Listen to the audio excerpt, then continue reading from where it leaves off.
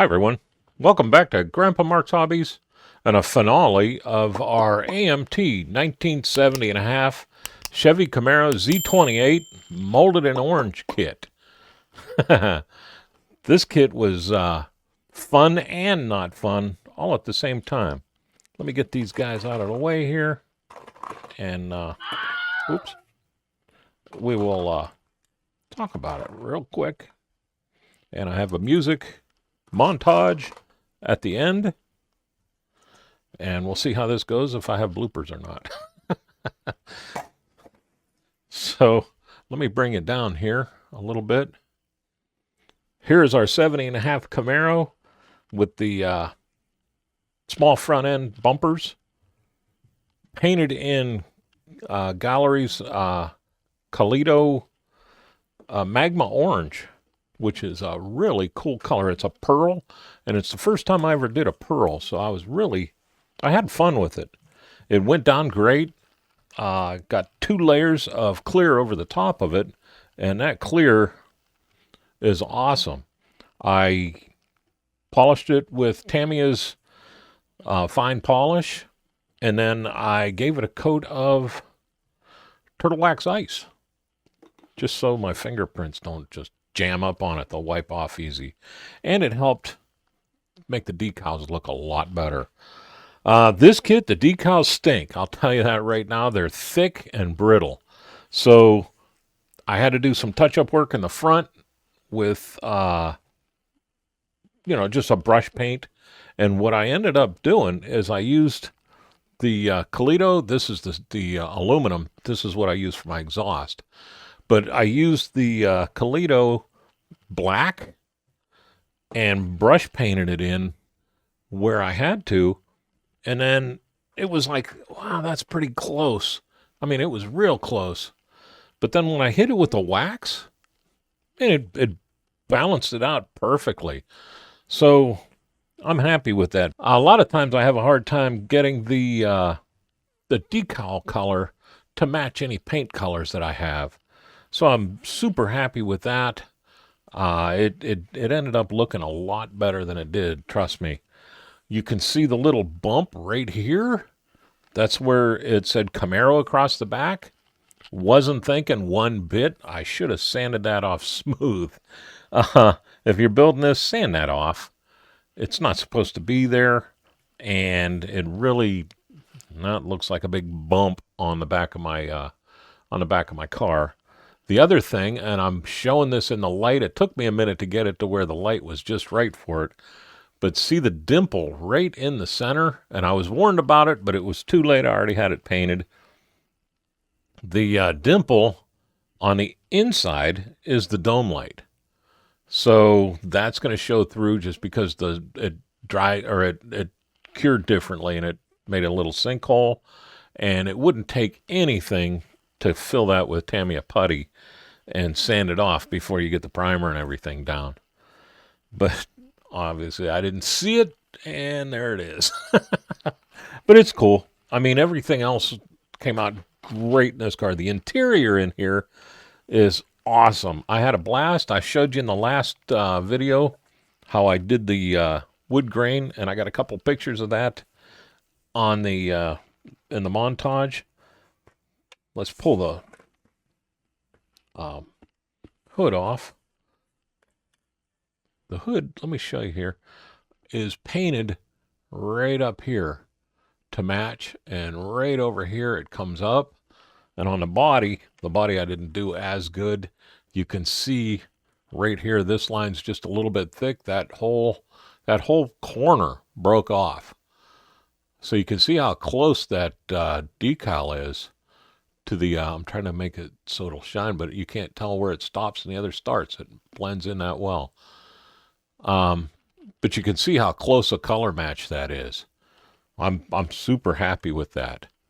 And now I'm going to bring you down even closer, and we'll take a look at this engine. The 350 Chevy, about 90% of us can rebuild this thing blindfold. But I had fun. I hollowed out, like I said, the intakes for the air cleaner on both sides. We added a whole bunch to this we added our, I'm just going to work from this side over. Let me grab my tweezers because I still haven't found my finger. Not even tweezers. That's my file. We added the two uh, brake lines, and I spun them around that's just 0.3 millimeter solder. I spun them around a toothpick and then bent the edge up 90 degrees, cut it off, and then I drilled holes in the side just with my small pin vices and super glued them in. They just hang down there. You can't see where they go, so it's just Hollywood, but they look really good here. Next is the booster coil, or the booster line. That's just Hollywooded right up to the bottom of the carb, comes back and goes into the booster. We did spark plug wires in Excel yellow because that's what I would have on mine. If you look down inside, and I don't know if you'll be able to see it or not, but we did power steering lines that run from here down to the power steering box. And I'm going to flip, I'll show you when I flip it over, but I brought them up and around to the bottom side or to the other side of the power steering box where they're supposed to go. Our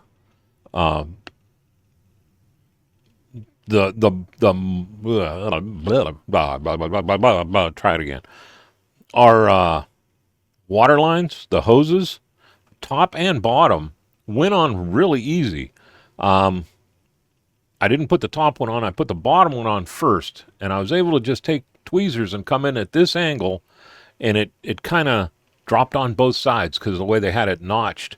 I wish more of them were like that. It was notched on both sides instead of just like pin drilled, and good luck with that, where you got to stretch everything and get it back in. This was nice. It just fell in place. I put a little super glue on both pins with a toothpick, set it down in there, and it was done. So those are real nice. I forgot my dipsticks on this side. The heater hoses are run where they're supposed to be. I drilled the holes in the back way before. I think I showed that in the over here. I think I showed that in the last update. Battery's awful small, and it's kind of but I still ran the wires because, it looked good. So we fired them off. I have the transmission dipstick in. Underneath all of this, where nobody's going to ever see it, I got the fuel line run up from the bottom. I have the return spring run, and I think I showed that on the last one, and my throttle linkage going up forward. And see, I got it in there just because if somehow you get a look at it coming in this way, you'll be able to see it, but you can't really see that carb, which is good because the carb was kind of too. But again, it hid with that. I used the green stuff chrome on the top, and it's okay. But I wanted the top to have that chrome cover and then the black underneath. So that's the whole reason why I did that. You see, I took my white pencil and made my belt markings on the fan belt. And that's just, I've been asked that a couple of times. It's just a white pencil that I got. I think I got this at Hobby Lobby, and I made a chisel point on the end, which needs to be done again. It's just flat, so I can take that, put it on there, and just and do a real quick straight across. And it looks pretty good. Revell used to have decals, and I think it was the Camaro, or the Camaro, that's what we're doing. I think it was in the Firebird kit that actually had decals that went on to the belt, and then it had decals for the radiator hose that I could never get to wrap around it. So there's that. The whole inside, I wanted the semi-gloss black for the engine bay, and then on the vents up top, I just hit that with my flat black, or my rubber black, I'm sorry, and just to give it a little difference and to show that those are actually three pieces there. The horn and everything, do yourself a favor, put it in before you put this together. I figured that out just in the nick of time. I was about ready to drop this thing in and thought, I better put that on beforehand. So other than that, there was zero drama in this engine bay.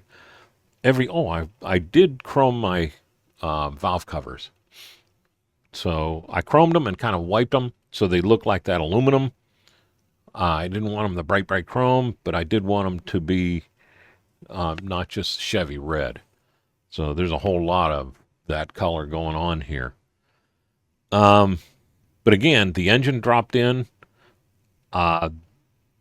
Everything went together great. When I put the body together, I'm going to pull you back out now while I'm talking about that. When I put the body together, you got to stretch this thing out like crazy because the chassis goes in flat up into it this way. You can't wiggle it and drag it and, kind of get it started and then push it in. It won't go. It's got to go straight up in there. There's actually 2 locator pins in here that chassis glues onto. So when I did my glass and I was kind of, everything was going together so well that I just kind of kept on rolling, and I should have stopped right then and did a real quick 2-minute to show you video, but I didn't, and I apologize. But what I did is I used my UV resin. Now this is only like $9 for the whole kit, but I used my UV resin and I got the glass in and it fit, it laid in real nice, upside down, and there's 2 locator pins right here for it. So it laid down front and back, went down really nice. They just kind of dropped into those 2 locator pins. And I took some of the UV resin and I put it in a spoon with a toothpick, and I got the toothpick and I got a little bit on the end of the toothpick, like a little drop, and I put it up between the glass and the plastic, and it literally pulled in there. This stuff's thin enough to where the capillary action sucked it up in between the 2 glasses, and it didn't draw it out past. But I put a drop here, and I put a drop there, and I turned the light on and dried that. And then I kind of did a drop at the top and a drop over here on 2 spots, and I did it again. I did the light, and the light only runs for a minute. It's on a timer. It's this big, huge thing, so I'm not going to draw it out. When I say big, huge thing, it's probably 4x6 or 4x8. It fits over top of the whole car. But I put the 2 here and ran it again, and then I put 2 in the middle of that and ran it, and 2 in the middle of that and ran it. But I didn't go past the 2 locator pins on the top or bottom. And I did the same thing here. There's 2 locator pins here. So I worked from the 2 locator pins, and I kept doing it on the top and bottom until that was one solid piece of resin, just glued up in little stages. And the reason why I did that is because I thought for sure if I try to flex this thing out to fit over top of that chassis, I was going to blow my glass off. And I know for sure it would have done that. You see how wide of a drop in this is compared to the top here. So this whole thing had to flex out over top of the dashboard, the interiors that, all the way out here, where this is so much wider outside than it is inside. So I was flexing that thing. I bet you total flex on both sides was a 1/4 inch total, probably 1/8 of an inch at least on each side. So don't glue your glass all the way around like I always do. Just stay close to the center, and that way when it flexes, it won't pop the glass in, because that would have just been a pain in the butt. You get it dropped on, and then you got to, I don't know if it'd pull back off without ruining something. It's that tight. The mirrors went on good. I didn't put them on until almost the very end because I wanted to do that trim all the way around the doors. The trim all the way around the doors, I used Gallery's aluminum paint marker. Worked great. Uh, did that before I did all the glass. Almost forgot. I mean, I was almost getting ready to resin the glass and realized I didn't do that, which was cool because the resin I just put off to the side for like an hour and a half. And it was still just as fluid as it was when I got it out of the bottle. Because I'm down here, there's not a whole lot, there's zero light coming in here but my fluorescent lights. Let me flip this up. I used a little bit of bare metal foil on the bottom. That's the only bare metal foil I used. The rest of this is all hand painted or the paint pens. And I liked it that way. I didn't want to try to bare metal foil all this. It's just the paint markers and everything, in my opinion, work just as good. So it just saves a lot of time and a lot of heartache because I always screw that bare metal foil up, and I sure didn't want to have a scratch in my paint. This is literally the nicest paint job I've gotten in a long time. So I just wanted to not screw that up. I use black panel liner. Again, that's twice in a row now instead of a pencil or anything else. I wanted that big, deep, dark division, and I think it worked out very well for me.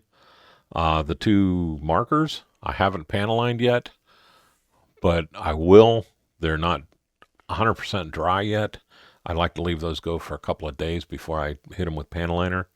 But that's just chrome silver, and then the gloss or the clear orange and the clear red over top of them. So, and man, I'll tell you what, wait till you see, I got the headlights lit. Wait till you see how cool I was able to do the way the headlights hold in here. I'm going to pull you back a little bit here. The underside, I told you I was going to dry brush, and I did. I didn't go crazy. I still want this to be a show car, but I didn't want it to be pristine, perfect, right out of the box, off the trailer, brand new. Now, I think one of these times I'm going to do one that's like that, and I'll put a window sticker in the side and the whole shooting match. But I was already to this point when that suggestion was made. So, cool suggestion, though. Brake lines are run. Fuel lines are run. E-brake lines are run. A lot of people hate it. Look, I've knocked my fuel line out. A lot of people hate it, but I did do the chrome rear end. A lot of people do that. That's going to bug me now. I'm going to have to get that put back in place. Hand painted the straps. They came out good. That's just semi-gloss black and nothing else. It's just, real easy. The spoiler and front end went on real nice for me, too. I had no problems at all getting that to lay in. The back, we'll talk about in a second, because I want to talk about the front first. Here's those headlights, and I can't be any happier with how those headlights worked out. This one was mismolded, and if you look close, well, you don't have to look close, but if you look, you can see. But with the lights lit and everything, it kind of pulls away from that and really made the car look a lot better. The license plate, just handmade off of my my Canon printer, Grandpa Mark's Hobbies Z28. The Z28 in here, all I did was panel line the inside, and then I took the Z for the Z28 and hit it with clear red. I think that looks pretty good. The Camaro emblem in the center is the, again, the Toledo metal aluminum. And I put a little bit in, because this is airbrush paint. And I didn't want this to be a real thick on here. I wanted it thin, because I did panel line that afterwards. I hope you can see that. I think it came out pretty good. But I used the airbrush paint, and it was thin enough to where it went in there, and the next day when it dried, it pulled into the what detail was molded in there. And then I hit it with panel liner and just took a Q-tip and dabbed it and pulled the extra panel liner out of there. So that worked out good. But the headlights, I ran out of LEDs, so I don't have a dome light and I don't have tail lights. It is what it is. I'm still jazzed big time with this because all my cars are going to point out off my shelf, and one of these days I'm going to light that whole shebang. I think I'll do that for my October 11th group build, where you'll be able to see them all behind me when it comes up on the other camera. The other thing I love about this is I was able to turn the steering wheel or the wheels. Not too many kits let you do that, and I wish they did. It gives it a better, more realistic look. And I like that. And the other thing, when you do that, don't forget, turn your steering wheel. These are glued in, so they're not going to turn again. It's worked out real good. The rims, I have a before and after picture. Check that out, how cool that worked out. It was quick, too. But all that is the Toledo's gray. And then I came back and I painted the chrome silver around it from Tamiya's Chrome Silver. I chromed the center with green stuff chrome. I golded the logo with just a gel pen. And then the green stuff, while I had it out, I did all the lug nuts. And I let that sit for a day or so. And then I came back with panel liner, and I hit the panel liner. And again, look at the picture between the two of them. Talk about a huge difference that panel liner made. So I'm super stoked with that. And, man, just everything, the way that worked out was awesome. Now, the next thing I did, and I want to show you because I talked about it a couple of times now, is the battery. I had to get the battery in here, and I need to be able to open it up to pull the battery out. And the most logical place was the back. So the way this fits, I'm just going to pull this off. There's two tabs here that are designed for when you put this together, you get it in there and you go backwards and you lock that back end into that. And that keeps everything from moving. Well, if you look up here, there's a magnet. So what I did is I figured out how everything is going to line up. I made a little box out of some channel to hold the battery, glued the battery to this while it was in place, while everything was upside down, with the magnet on here. So the two magnets were stuck together, and I set it in place and had glue on the back here. So when I set it in place, the magnet glued on there. The plastic piece glued on, so the two magnets can lock in. And then all I have to do is put this up on here, and it lines up with those two pieces. Not that I'm holding it this way, but it'll line up on those two pieces, and that magnet holds that thing in.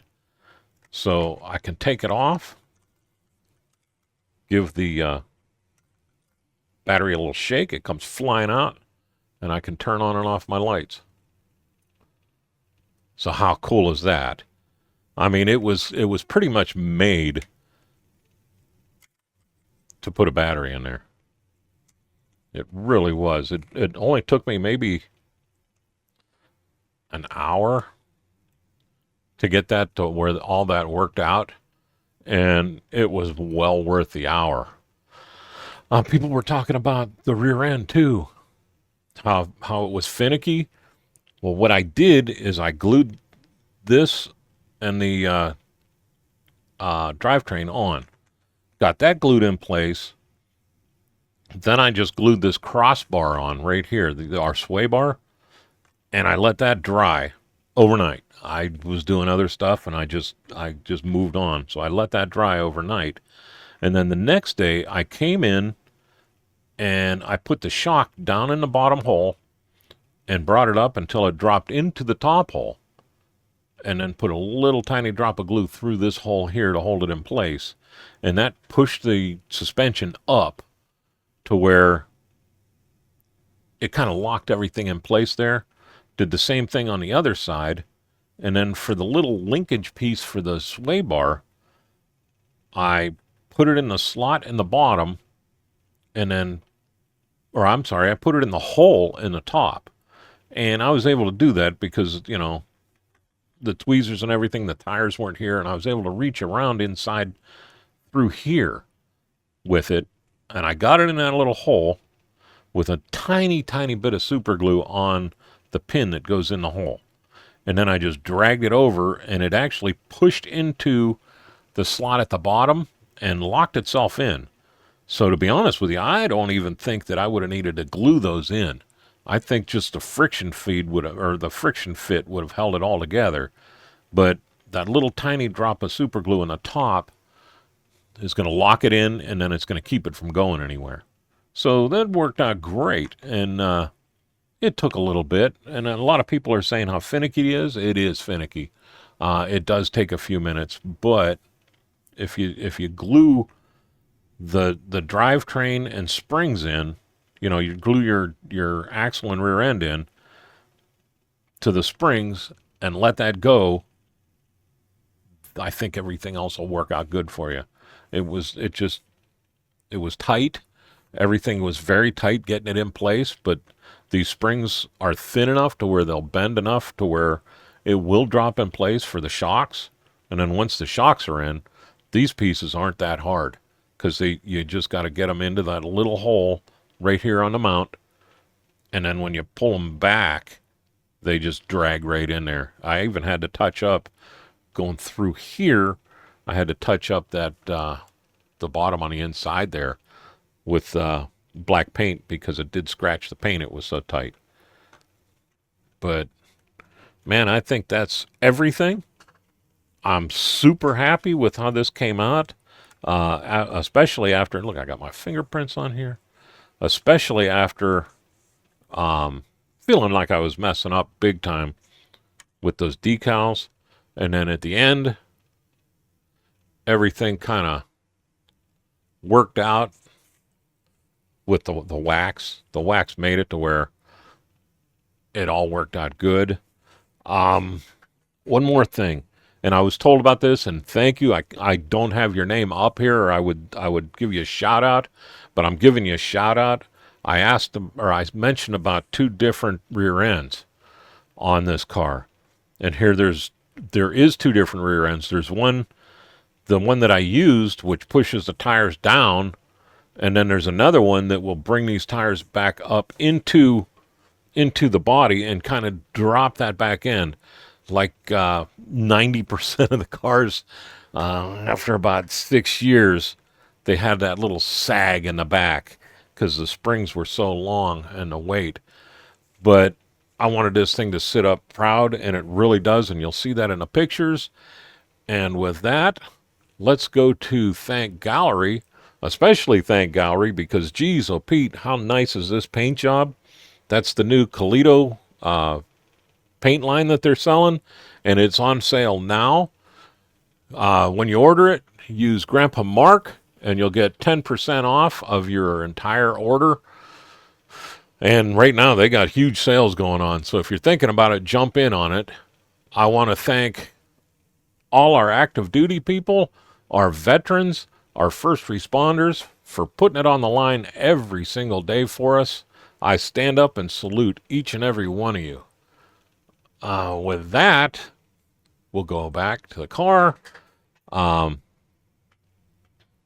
want to remind everybody that we got a 24-hour build on October 11th for breast cancer and the American Cancer Society.